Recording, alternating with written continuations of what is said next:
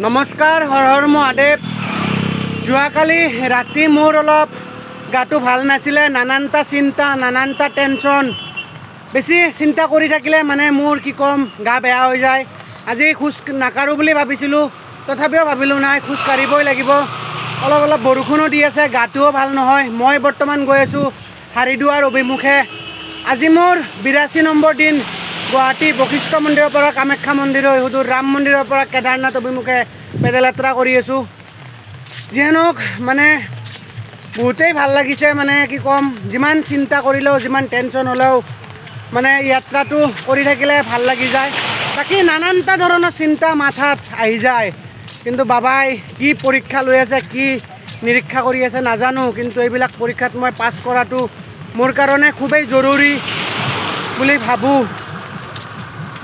যোৱাকালি মোৰ লগত মানে কি ক'ম আৰু, এইবিলাক কৈ লাভ নাই। যিবিলাকৰ মানুহৰ লাজ নাই সেইবিলাক মানুহে বকিবই, যিমান ভাল কামে নকৰা কিয়।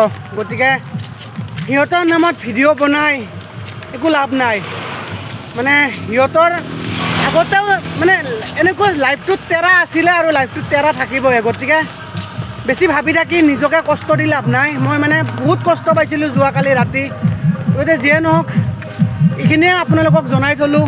বাকী বুজাই বুজিছে এইটোৱে। গতিকে হৰ হৰ মহাদেৱ, জয় শ্ৰীৰাম, জয় শ্ৰী কেদাৰ, জয় আই অসম।